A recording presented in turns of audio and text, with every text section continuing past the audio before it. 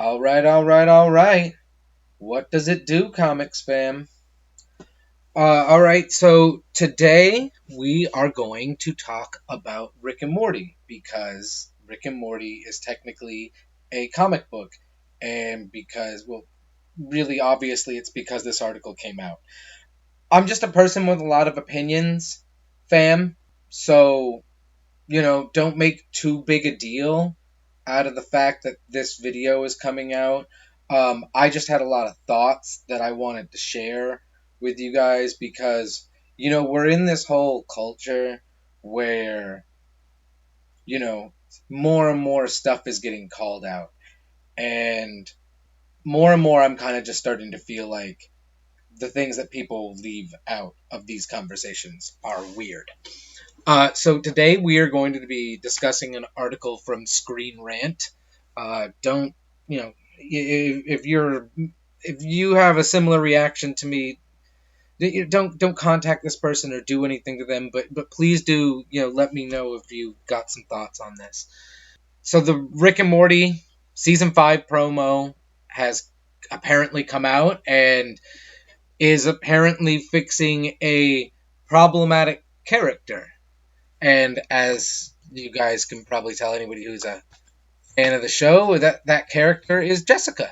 I'm a little bit confused as to what, like, going into this article. Obviously, I've read it, but I'm just a little bit confused going into this. What's so problematic about, kind of like a background character? Every show has a bunch of these characters. Anyway, let's jump into it. All right, so Rick and Morty's season 5 promo promises to do justice to the show's problematic character Jessica, but will it be enough for frustrated fans of the sci-fi comedy series? Since the series debuted in 2013, Adult Swim's sci-fi comedy series Rick and Morty's won over a huge fandom, but as beloved as the show is, it's not without its fair share of criticisms. Yeah, it's not. The series often plays down its female cast, with important figures such as Beth's mom never even being seen on screen. I want to pause here for a second because while it is true that Jerry's parents have been shown on screen, it was one episode that their entire identity was a setup for a joke about how Jerry's mom bangs this other dude while his dad watches in the closet in a Superman costume. I mean, if you want to call that representation, cool. I mean, like, I guess I just think that sometimes being left out is better than being the guy that watches other dudes bang his wife while hiding in the closet in a Superman costume. And I'm not throwing something in here at random. But anyway, back to the article. Fortunately, a sneak peek at the show's forthcoming 5th season teases that Jessica, Morty's often seen but barely heard from love interest, may finally be gaining some agency of her own on the show.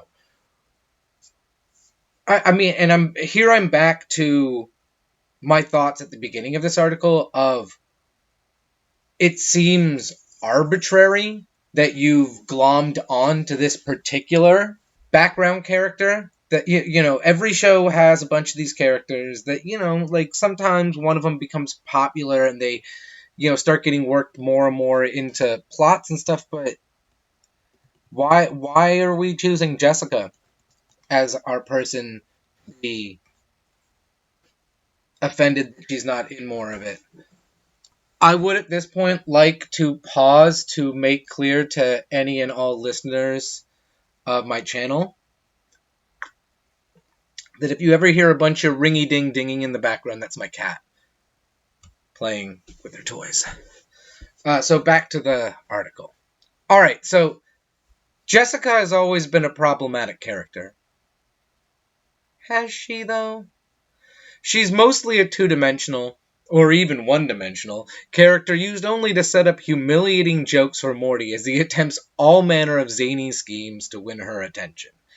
I mean, I that character has existed. I mean, you can argue with varying levels of what they call agency for a really long time, and I don't understand what's so terrible about a character that exists to set up jokes at somebody else's expense. But okay, whatever. Whilst Morty's crush makes him a punchline of these jokes, there's nonetheless a sexist undertone to the show, with so few primary female characters using one of the recurring cast as a setup for jokes, rather than giving her any defining characteristics of her own. Yeah, and then there's something about how she has been an actual important character, but like, I guess where is like, I remember when problematic was a word that actually had a real meaning, and now it just kind of means like some character that I don't like because they rub me the wrong way. It's this weird thing that's happening. Like, again, why are we singling out Jessica here? I mean, if you want to get a list of the empowered female characters in Rick and Morty, we get Summer when the female writers came on in season 3 to make everything better. The first thing they did was actually the first thing they did was the point I'm really coming to was they made Jerry a fucking like avatar of loserdom, and all of a sudden, like, he's the butt of the most vicious and undercutting jokes. And but then the second thing they did was make Summer crazy badass, like overnight. Same thing with Beth. And I think they did the plot with Tammy. Like okay, there have been female characters in Rick and Morty with so much agency that they teamed up with the intergalactic police or whatever it's called, and tricked his best friend bird person into marrying her and then murdered him in, like, if that's not agency, like, it's just weird. It's weird to me where we pick and choose, like, because we're mad that a background character doesn't get enough development. But the development that some of the characters that are getting the development are getting are, like, not the development that you want. And it's like, why? Like, I just don't think you could do what you did to Jerry to any other character in that show and not have all the normal people in an uproar. But you spend 2.5 seasons making Jerry the butt of every joke in the series, just about, and no one cares. No one's offended by the, back to the article. But that episode, and many others, have limited Jessica's role to being the object of Morty's affections. The character, although she appears regularly on screen, is a force who is acted upon, but does no substantial acting of her own even after 4 seasons. Blah. However, in the 5th season sneak peek, Jessica gets a moment of actual character development where, appropriately enough, she notes that Morty has never talked to her about his feelings for her before. She gets the chance when Morty calls her fearing death and reveals his crush, and it's a satisfying and promising touch that implies that the character may soon become more than a mere sounding board for more Morty jokes. Often, female characters have been the unsung heroes of the series, so it's nice to add another to the mix. Yeah, I guess I blew my strong female characters load a little early, because now would have been a great time to bring that up. Just to say, like, dude, like, we get Tammy, who, she's a bad guy, but, like, what's more agency than going against the entire structure of the show? Uh, and then we get Summer, who all of a sudden becomes like badass overnight and starts like doing cool shit, and like she gets more and more. And I love Summer, so don't get me wrong. No, don't mischaracterize this. I love Summer and I love Beth. They're really fun characters. I just like I'm just tired of having conversations between me and my friends of how offensive I find Jerry's character, and it's weird because like this isn't Dan Harmon's first show. In his last show, Community, we had another character that was just a loser, and everyone made fun of them. They were the butt of every joke. If you're a fan of the show Community, you know who I'm talking about already. It's Britta. Even at the end of the series, she was homeless. I think Dan Harmon maybe has a weird obsession with socioeconomic status. I mean, like I said, I just think it's weird the things that we choose. Because it's always, back to the article, cringeworthy when Rick and Morty tries to play off the shortcomings of its writings as intentional features rather than bugs. Isn't it, though? As a character on the show's fellow adult-nominated comedy, BoJack Horseman, noted, it is not enough to say you feel bad about your shortcomings and then continue to play into them. And that's arguably exactly what the show's fourth season debut did, with Morty spending the entire episode pursuing Jessica, whilst her part in the episode was limited to a skinny-dipping joke and a post-credits punchline. And I feel like this is why there should be some sort of test to make sure you freaking get it. Because here's this, and admittedly, Rick and Morty hasn't always excelled at this sort of thing, as outside of a few stray moments, as outside of a few stray moving moments, it took until season 4 for Rick himself to get some character development. Like the clash of self-awareness here, like the cognitive dissonance, really gets under my skin. Because, I mean, maybe it's just me. Maybe I feel like we shouldn't be making fun of people for having less. I mean, like, this isn't a conversation about me saying expecting more out of Rick and Morty is an inherently bad thing. I think these things should be challenged. Obviously, that's why what I'm here doing. Uh, okay, so back to my thoughts. I guess I just think it's really weird how much focus we want to put on the amount of agency that's given certain characters, while at the same time there are other characters like I hear all the time people talking about punching up and punching down and like, oh, you shouldn't, like, why is it so okay for everybody to treat Jerry the way they do?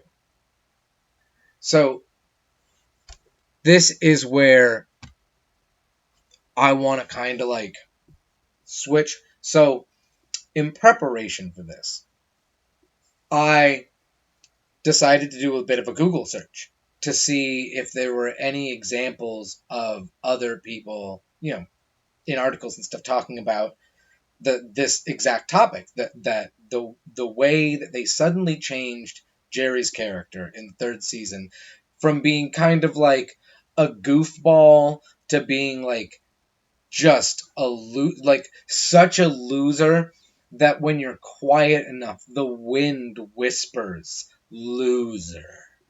Like, and I thought I'd found something. Okay, it captures the ugly side of masculinity. I've got this one open too. I went to check out this article, and I'm actually not going to go over this article with you guys because I don't really have as much issue with what this is saying. Most of what this guy is saying, I feel like are fair things to say, fair criticisms to levy against Rick and Morty and the creative team that makes the show. Like I said before, this isn't a video about Rick and Morty's a perfect show, or Dan Harmon and his creative team for Rick and Morty are like perfect, or any, nor is it a video about how they're terrible. I love the show Rick and Morty, and Community is probably my favorite show of all time. I I think Dan Harmon is an excellent show creator, and that's not what this is about. This is about, when I look up here, I don't know how well my resolution is going to come from these videos. If you guys can see, my Google search is still in the search bar. I searched portrayal of Jerry offensive Rick and Morty. I showed you the first article that comes up. It's about how Rick and Morty is a show of toxic masculinity. The next article that comes up is, why won't Rick and Morty directly tackle LGBTQ themes? And then there's just a bunch of other stuff that goes down there. And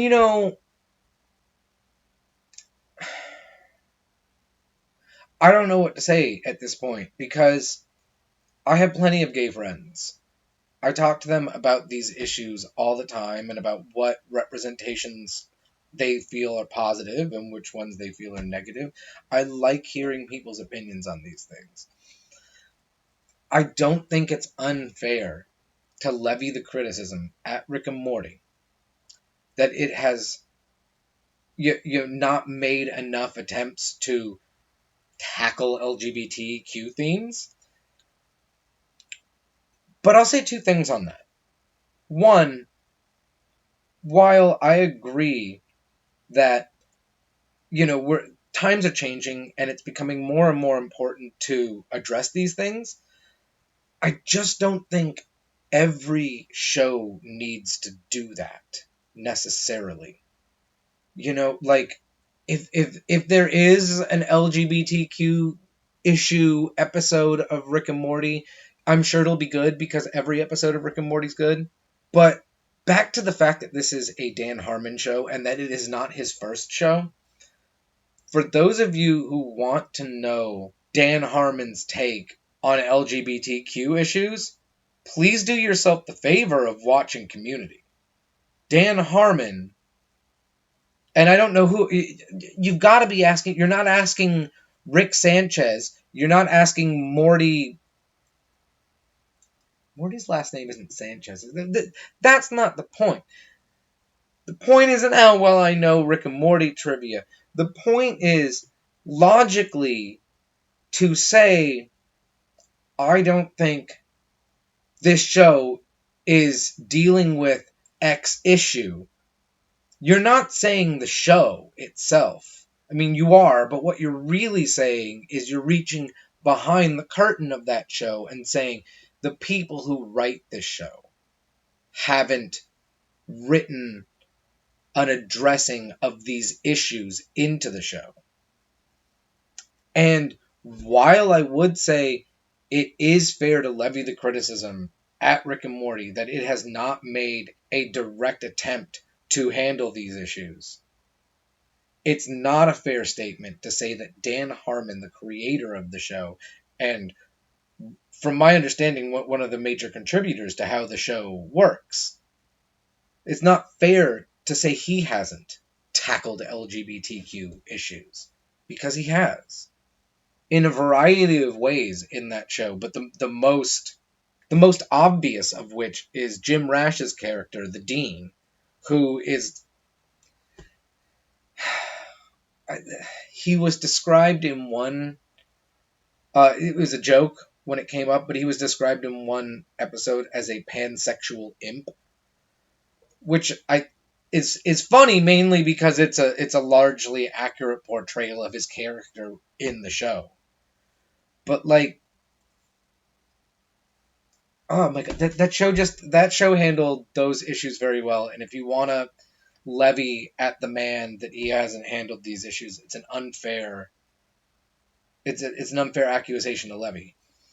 And so I have to bring it back to me and what I came here, what I brought you guys here on this journey with to talk about. Now, I'm not saying that Jerry needs to be changed. I'm not saying that me being offended sometimes by the way they handle the character of Jerry has to mean anything about myself or them. And I'm not saying that I think the show should be canceled because the way they handle one of the characters is offensive to me. I mean, I don't know how I would watch TV if that's how I watched, if that's how I consumed media. You know, it's. I just think it's weird the blind spots that these conversations have. I think when you really look at it, it's not fair to say that Rick and Morty is a show that doesn't give women agency. Rick and Morty gives women a lot of agency. All right, fam, I don't want to get too political here. I said it earlier in the video, and I want to bring the point home, and I want to make it a little bit more forcefully. And I want to say it in a way where it's very clear that I'm not using this as a setup for a joke or anything like that.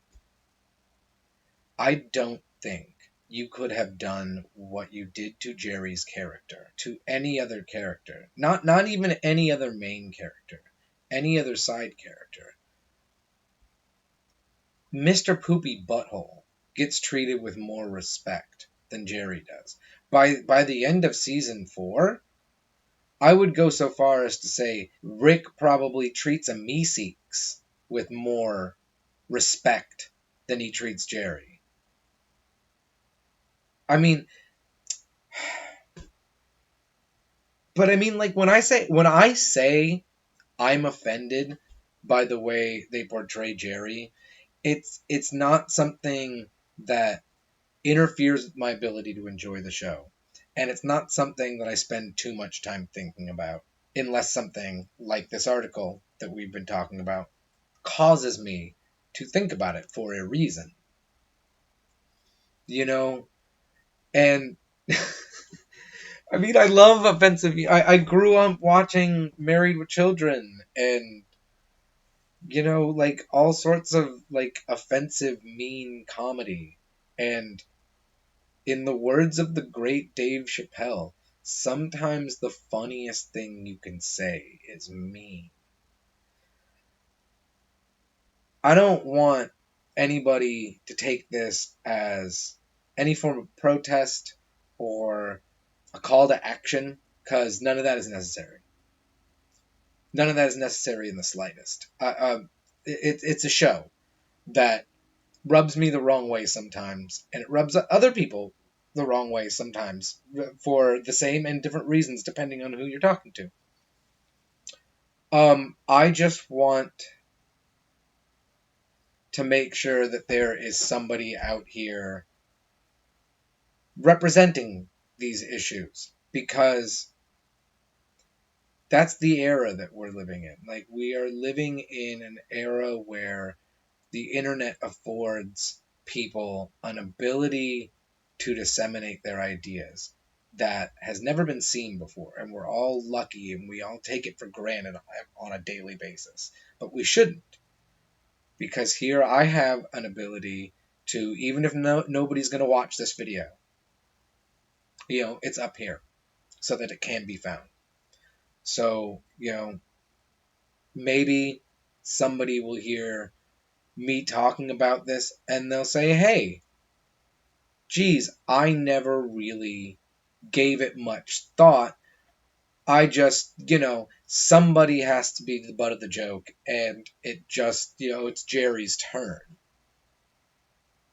You know, like, the show is so offensive. It treats people with such disrespect. Season 4 ended with Rick Sanchez collecting the now destroyed, after having been killed the first time and then reassembled into like a arguably living cyborg version of himself. Like, now Rick's, you know, using Frankenstein technology to keep him alive so he can like. This show is about like the non sanctity of everything. So it's kind of weird. I guess the ultimate point I want to make here isn't that I'm offended by Jerry. I think the ultimate point I want to leave you with here, fam, is Rick and Morty is a show that the most core principle to that show is irreverence. And if there is one thing that I hold in reverence in this world, it is irreverence. I talked in an earlier video, specifically my video on separating art from the artist, on how my opinion is that it is vitally important that an artist's ability to express themselves honestly be protected. And this is one of the reasons. The right to tell an offensive joke is a right that I will gladly defend to the death of myself.